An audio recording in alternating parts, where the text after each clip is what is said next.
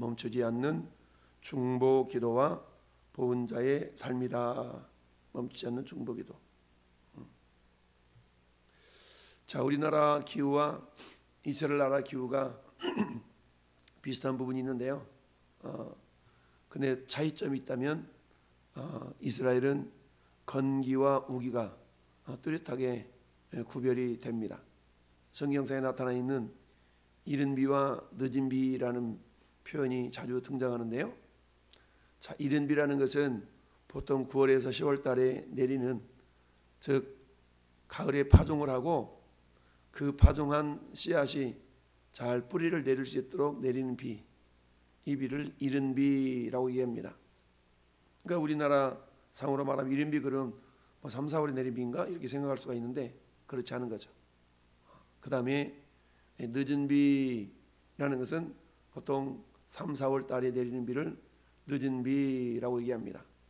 따라서 이른 비의 은혜가 임해서 씨앗이 잘 뿌리가 내리도록 하나님의 은혜가 임하고, 늦은 비의 은혜가 임해서 이제 소출을 이렇게 결실을 맺는 데 있어서 마지막으로 소출이 잘 맺히도록 하나님께서 늦은 비의 은혜를 주십니다.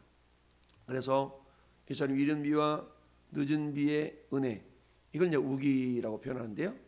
그 다음에 나머지 기간, 즉 5월부터 약 9월 달까지는 비가 거의 내리지 않는 그런 건기를 맞이하게 됩니다.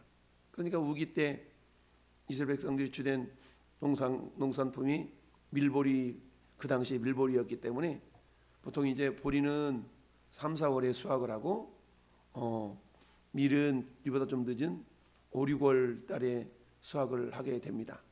그러다 보니까 오늘 본문에 너희는 가만히 있어서 여호와께서 너희 목전에 행하시는 큰 일을 보라 그러면서 오늘은 밀베는 때가 아니냐. 밀베는 때, 그러니까 밀베는 때니까 5, 6월 달이 되겠죠. 이스라엘로 5, 6월 달이 돼.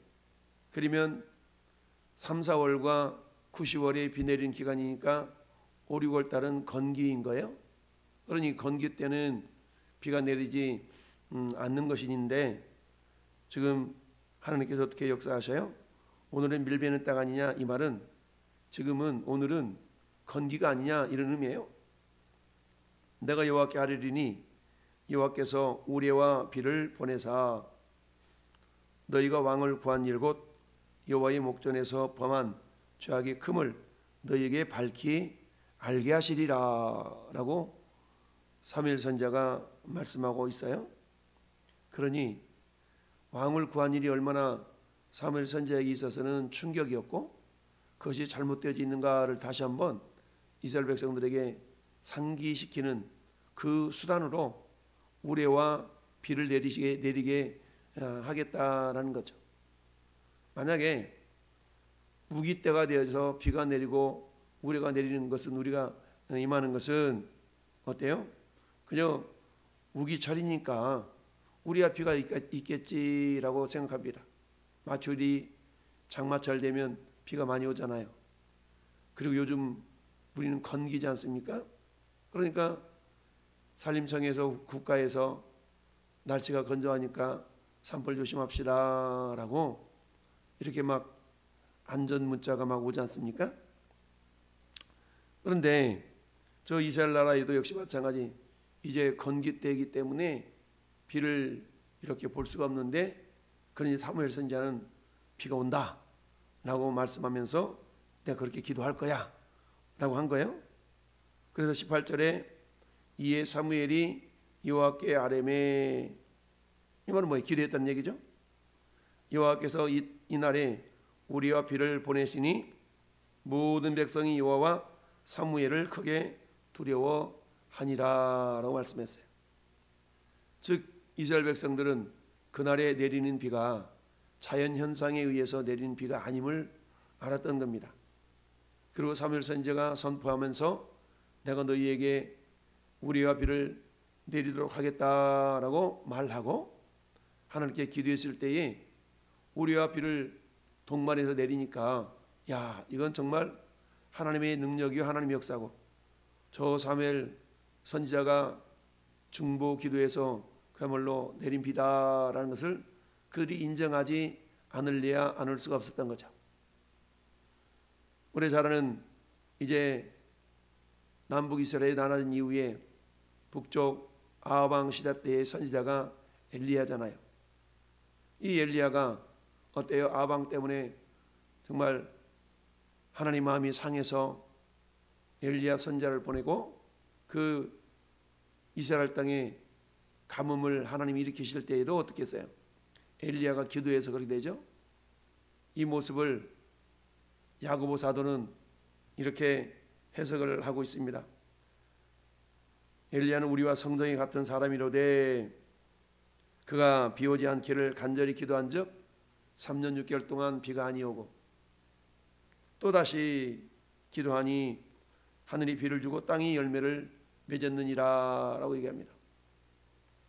즉 엘리야 시대 때도 엘리야 선지자를 통하여서 기도했더니 이스라엘 땅에 3년 6개월 동안 가뭄이 들도록 하나님이 역사하셨어요. 그리고는 어때요? 또 다시 기도했더니 하나님이 비를 내려주셨다. 가뭄이 끝났다. 그러니 하나님은 우주 만물의 주인이시기 때문에 비를 내리시게도 할 수 있고 비를 안 내리도록 또 하실 수가 있는 분이시죠.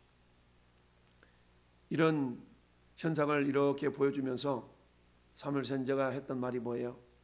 너희는 가만히 서서 여호와께서 너희 목전에서 너희 눈앞에서 행하시는 이 큰 일을 보라. 그 큰 일은 뭐예요? 그들이 예견할 수 없는 이 건기 때에 비가 우리와 같이 내리는 이 모습은 사람의 힘이 아니기 때문에 여호와께서 너희 눈앞에서 행하는 큰 일을 보라라고 말씀하고 있는 거죠.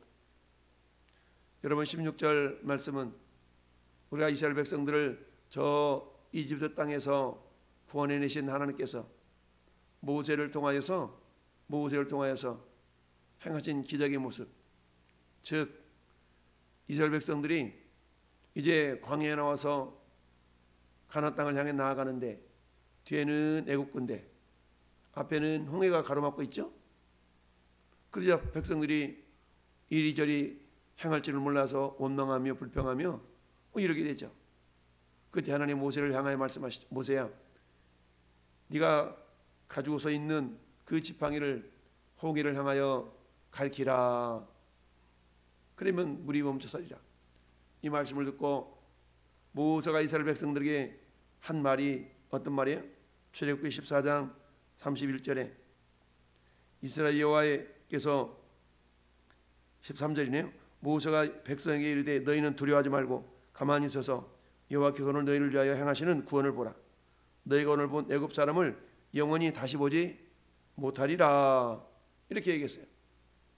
그래서 홍해가 갈라지고 이스라엘 백성들은 홍해를 건너서 이제 나아가는데 애굽 군대가 뒤쫓아오죠. 다시 지팡이를 내려 가리키니까 홍해가 그야말로 물이 합쳐져서 애굽 군대는 수장이 되는 그런 모습을 이스라엘 백성들이 친히 경험했던 거죠. 이 모습을 본 이스라엘 백성들은 어때요? 야, 하나님은 살아계시구나 라는 것을 경험한 거 아니겠어요? 그와 마찬가지로 사무엘 선지자의 기도를 통해서 우리와 비가 건기 때에 내려지니까 이스라엘 백성들이 뭐라고 얘기했어요? 모든 백성이 여호와와 사무엘을 크게 두려워했다 라고 말씀합니다. 그러면서 그 모습을 본 이스라엘 백성들이 이제 회개하기 시작합니다. 모든 백성이 사무엘에게 이르되 당신의 종들을 위하여 당신의 하나님 여호와께 기도하여 우리가 죽지 않게 하소서. 우리가 우리의 모든 죄에 왕을 구하는 악을 더하였나이다. 지금 백성들은 사무엘에게 당신의 종들을 위하여 기도하긴 기도하는데 당신의 하나님이에요. 아직 이들이 우리 하나님께 좀 구해주세요 라고 기도하지 않냐고 당신의 하나님께 기도하여 우리가 죽지 않게 하소서. 그러니까 이들은 하나님을 자신들의 하나님으로 여기고 섬기지 않았다는 얘기죠. 여전히 이들은 우상을 섬기며 눈에 보이는 육신의 왕을 의지했지 정말 육신의 왕을 세우는 그 배후에서 세우시고 역사하신 하나님을 그들이 하나님으로 섬기지 않았던 거죠. 그러다 보니까 당신의 종들을 위하여 당신의 하나님께, 당신의 하나님 여호와께 기도하여 우리가 죽지 않게 하소서. 우리가 우리의 모든 죄에 왕을 구하는 악을 더하였나이다. 즉 그들이 육신의 왕을 구한 것은 영원한 왕이신 하나님을 저버린 그런 못된 모습인 것을 스스로가 인정하고 고백하고 있는 겁니다. 그러자 사무엘이 20절에 백성에게 이르되 두려워하지 말라. 너희가 과연 이 모든 악을 행하였으나 여호와를 따르는 데서 돌아서지 말고 오직 너희의 마음을 다하여 여호와를 섬기라. 그래, 너희가 왕을 구한 것은 악한 거야. 그렇지만 그렇다고 해서 하나님을 저버리거나 하나님을 떠나서는 안 돼 라고 20절은 말씀하고 있습니다. 그러면서 말하기를 돌아서서 하나님께로부터 돌이켜서 유익하게도 못하며 구원하지도 못하는 헛된 것을 따르지 말라. 그들은 헛되니라. 이 헛된 것은 뭐예요? 우상이죠. 우상을 숭배하지 말라라는 의미입니다. 그러면서 너희들이 그런 죄악을 행한 모습이었음에도 불구하고 하나님은 여전히 너희들을 사랑하신다, 기뻐하신다 라고 22절에 말씀하고 있습니다. 여호와께서는 너희를 자기 백성으로 삼으신 것을 기뻐하셨으므로 여호와께서는 그의 크신 이름을 위해서라도 자기 백성을 버리지 아니하실 것이요 라고 사무엘 선지자가 말씀합니다. 여호와께서는 너희를 자기 백성으로 삼으신 것을 기뻐했다. 여러분, 이 모습은 신명기 7장에 가보면 하나님께서 이스라엘 백성들을 택하신 이유를 두 가지를 설명하죠. 첫째, 하나님 너희를 택하여 기뻐하신 까닭은 너희들이 숫자가 많고 너희들이 강한 민족이라서가 아니라 첫째, 너희 조상들과 맺은 언약 때문에 그랬다라고 말씀을 하죠. 그러니까 신명기 7장 7절에 여호와께서 너희를 기뻐하시고 너희를 택하심은 너희가 다른 민족보다 수요가 많기 때문도 아니니라. 너희는 오히려 모든 민족 중에 가장 작으니라, 적으니라. 다만 너희를 사랑하심으로 말미암아 또는 너희 조상들에게 하신 맹세를 지키려 하심으로 말미암아 자기의 권능의 손으로 너희를 인도하였으되 너희를 그 종되었던 집에서 애굽 왕 바로의 손에서 속량했다. 대가를 지불하고 건져냈다는 얘기죠. 이처럼 하나님께서 모세를 통하여 이스라엘 백성들이 하신 말씀이 하나님께 너희를 기뻐하시고 너희를 하나님 백성 삼으신 까닭은 너희가 잘났기 때문이 아니다라는 거죠. 단지 너희를 사랑했기 때문에, 단지 사랑하고 너희 조상들이 했던 언약, 그 약속을 지키시기 위하여서 너희를 구원했다, 너희를 선택했다라고 말씀합니다. 오늘 22절에 여호와께서 너희를 자기 백성으로 삼으신 것을 기뻐하셨으므로, 지금은 기뻐할 상황은 사실 아닌 거죠.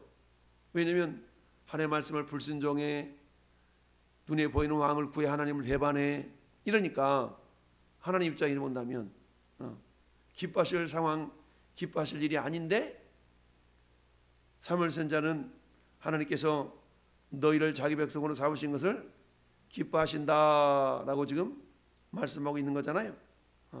그러면서 여호와께서는 그의 크신 이름을 위해서라도 자기 백성을 버리지 아니하실 것이다 라고 말씀하고 있어요.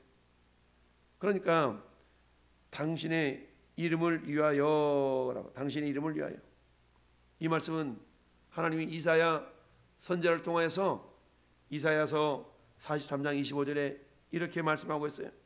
나는 곧 나를 위하여 네 허물을 도말하는 자니 네 죄를 기억하지 아니하리라.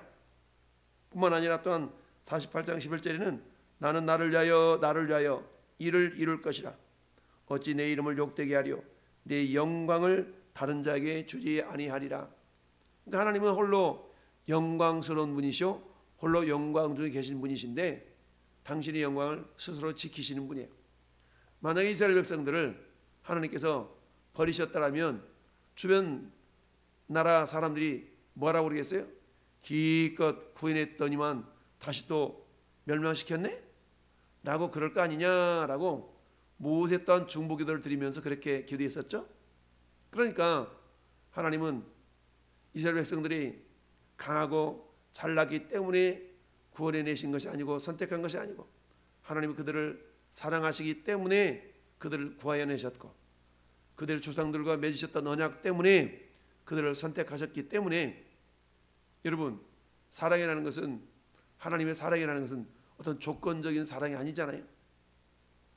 그 사랑이 내가 좀 말썽을 피고 내가 좀 불효한다 그래가지고 내가 우리 아버지 자식이 아닌 게 아니죠. 마찬가지 사무엘 선지자는 이러한 믿음을 가지고 있었던 겁니다. 비록 그들이 하나님께 왕을 구하는 악을 행하였어요. 이건 마치 누가복음 15장에 아버지가 시퍼렇게 살아계시는데 둘째 아들이 아버지 돌아가시면 나한테 나눠줄 그 분깃 미리 좀 땡겨주시오. 이것과 똑같은 거거든요. 근날짜도 누가복음 15장에 아버지는 아들이 요강을 다 들어줬죠. 이런 못된 놈 같으니라고 지금 너가 아버지 살아있잖아 이렇게 하지 않았잖아요. 그냥 나눠줬어. 그리고는 다 세상에 나가지고 허랑망탕하여 다 까먹고 다시 돌아왔을 때도 역시 어땠어요? 여봐라 발을 씻겨라 가락지를 끼워라 신발을 씻겨라 제일 좋은 옷을 내어다 입혀라 살진 송아지 잡아라 이 잔치를 벌여주잖아요. 인간적인 생각으로 말하면 배은망덕한 놈 같으니라고 그럴 텐데 우리 그렇지 않았대요. 그렇지 않고 잔치를 벌여줬죠. 하나님의 사랑이라는 게 그런 거죠. 우리는 어때요? 그 사랑을 덧입은 자들이에요. 다른 말로 말하면 은혜를 입은 자들이란 얘기죠. 그래 우리는 어때요? 하나님 우리에게 은혜를 베푸시는 시은자라고 그랬죠. 우리는 그 하나님 은혜에 보답하는 보은자. 근데 이 중간에 사무엘 선지자가 뭐하고 있어요? 중보기도 하고 있어요. 중보기도. 나는 너희를 위하여 기도하기를 쉬는 죄를 결단코 범하지 않겠노라. 이처럼 사도 바울은 이 사무엘 선지자는 이스라엘 백성들을 위한 중보기도를 멈추지 않겠다라고 이야기를 하고 있어요. 왜냐? 하나님이 너희들을 사랑하기 때문에 나는 그 하나님의 주권을 인정하면서 너희를 위해서 기도하겠다. 그렇습니다.